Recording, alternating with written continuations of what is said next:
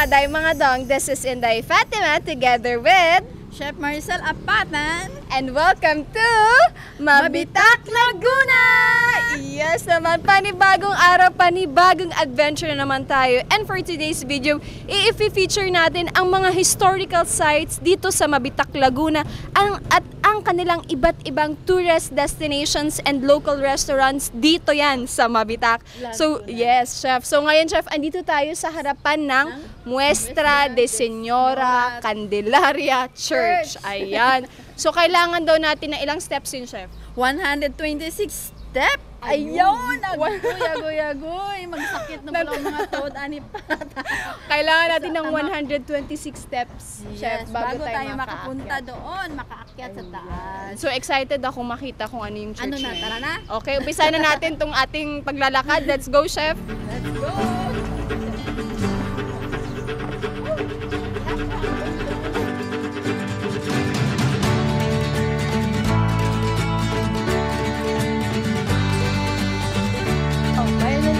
Punta na kami dito.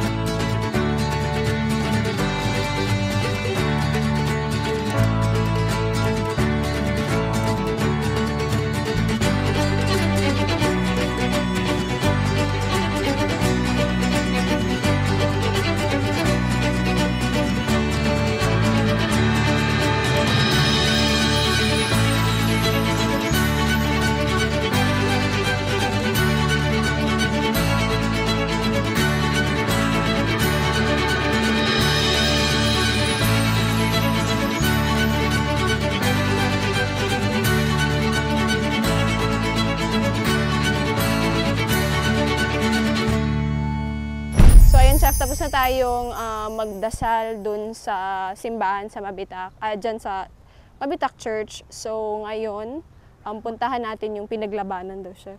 Ano kayang storya? Oo, excited ako malaman yung story nito. So, pero ang pagkaalam ko, Chef, it was during 1900s Philippine-American War. Kaya pala sinabing pinaglabanan. Oo. Kaya ang pangalan niya ay Dito nag-away yung during American tsaka mga Filipino. Ayan.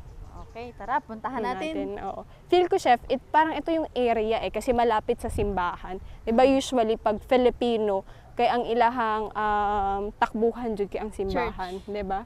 Kaya dira man ginatago sa mga fathers, diba? Or usually, protektahan. pag evacuation center, Simbahan. ginagamit yung church. Oo, kaya Malapit pinaglabanan, dito, malapit lang sa simbahan. church. Let's go!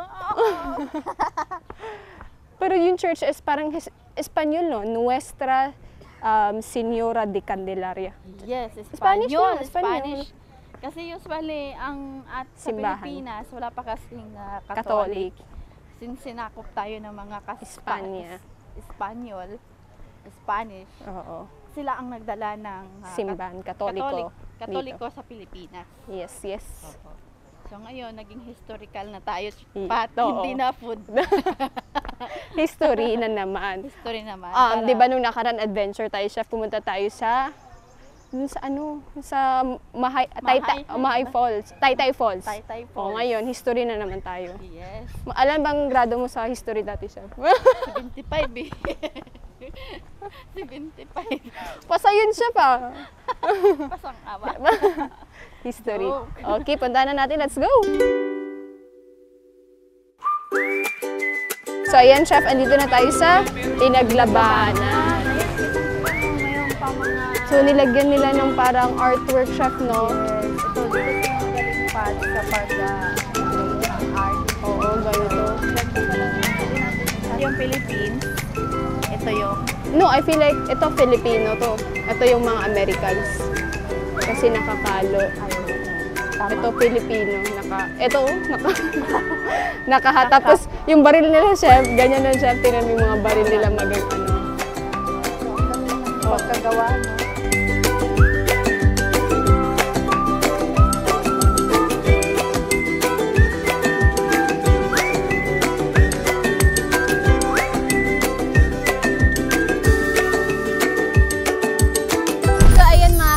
Kasama natin ngayon si Sir Randy Katapang, isang Filipino teacher sa Mabitak Integrated National High School. Ayan, good afternoon po, Good sir. afternoon po, ma'am. Yes, so saan po tayo? Anong name po nung spot na ito po?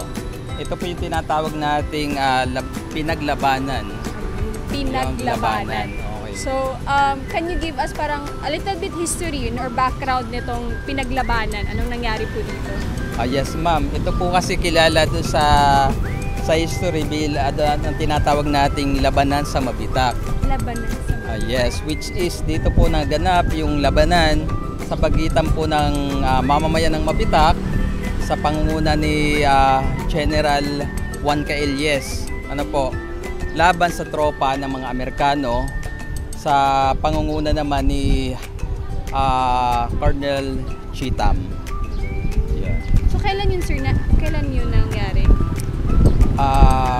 That was September 17, 1900s. September 17. Ang tanong ko po, sir, sinong nanalo during war na yun? Ang nanalo po ay yung pong kampo o yung group ni Juan Cailles. General Juan Cailles. So, mga Pilipino ang nanalo Mga during Pilipino. that war. So, bakit po narating yung mga American dito? Paano po sila talaga, ano yung way nila? Bakit sila nakarating dito? Actually po, nung time na yun, talaga po yun paano ng pananakop. So, ang bayan ng Santa Cruz nung time na yun ay nasakop na, din nabalitaan ng mga Pilipino na ito isusunod na. Ano po, ang naging way po ng daan nila ay nung panahon po naman ng transportation ng mga bangka. So, dito po sa lawa ng Laguna dumaan. Dumaan. Okay. So, ayun, maraming salamat po, Sir Randy. Talagang na-interview natin. Actually, may klase pa to si Sir Randy. Pero pinaunlakan niya tayo ngayon. And I'm very happy kasi nalaman ko yung history ng Mabitak, Laguna. And it plays a very vital role din naman po sa history ng buong Pilipinas po. And so, ayan, maraming salamat po, Sir Thank you very Randy. much, ma'am. Thank you po.